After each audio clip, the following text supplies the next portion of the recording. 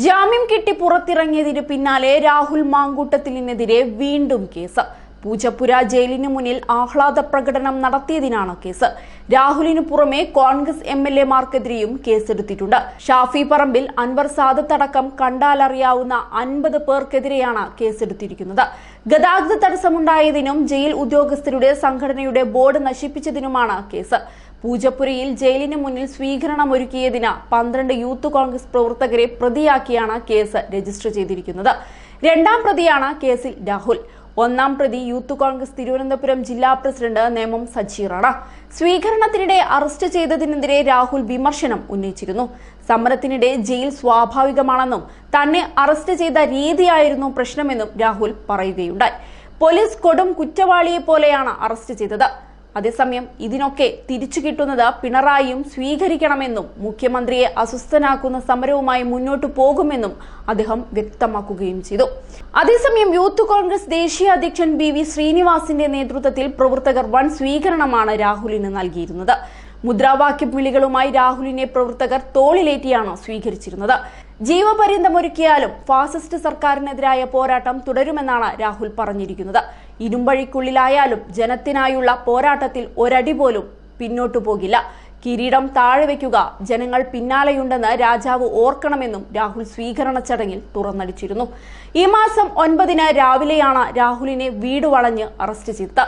കഴിഞ്ഞ ദിവസം ജാമ്യം ലഭിച്ചതോടെ 9 ദിവസത്തെ ജയിൽവാസം അവസാനിച്ചു. 50,000 രൂപയുടെ ബോണ്ട് കെട്ടിവെക്കണം, ഇല്ലെങ്കിൽ 2 പേരുടെ ആൾജാമ്യം. പൊതുമുതൽ നശിപ്പിച്ചതിന് 1360 രൂപയും കെട്ടിവെക്കണം. പുറമെ 6 ആഴ്ച എല്ലാ തിങ്കളാഴ്ചയും അന്വേഷണ ഉദ്യോഗസ്ഥന് മുന്നിൽ ഹാജരാക്കണം എന്നീ നിബന്ധനകളോടെയാണ് സെക്രട്ടേറിയറ്റ് മാർച്ച് കേസിൽ സെഷൻസ് കോടതി ജാമ്യം അനുവദിച്ചത്. കഴിഞ്ഞ ദിവസം വാദപ്രതിവാദങ്ങൾ പൂർത്തിയായതിനു ശേഷം ഉച്ചയ്ക്ക് വിധി പറയാൻ മാറ്റുകയായിരുന്നു.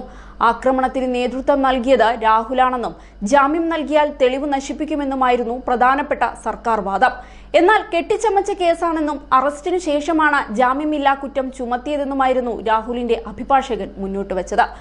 അതേസമയം രാഹുലിന്റെ അറസ്റ്റിനെ തുടർന്ന് വലിയ പ്രതിഷേധമായിരുന്നു കേരളം കണ്ടത്. UK-യിൽ വരെ IOC-യുടെ നേതൃത്വത്തിൽ ശക്തമായ പ്രതിഷേധമാണുണ്ടായത്.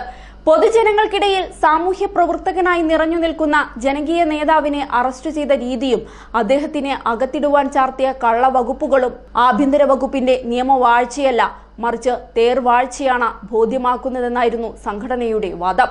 മാന്യമായി പൊതുപ്രവർത്തനം നടത്തുന്ന KSU യൂത്ത് കോൺഗ്രസ് പ്രവർത്തകർക്കെതിരെ കേട്ടുകേൾവി പോലുമില്ലാത്ത രീതിയിൽ ക്രിമിനലുകളായ പാർട്ടി ഗുണ്ടകളെയും പോലീസിനെയും സ്വന്തം അംഗരക്ഷകരെയും ഉപയോഗിച്ച് തല്ലിച്ചതച്ചതും കള്ളക്കേസ് എടുപ്പിച്ചും നടത്തുന്ന ഭീകരവാഴ്ച അധികകാലം തുടരില്ല എന്നും അവർ സർക്കാരിന് താക്കീത് നൽകുകയുണ്ടായി.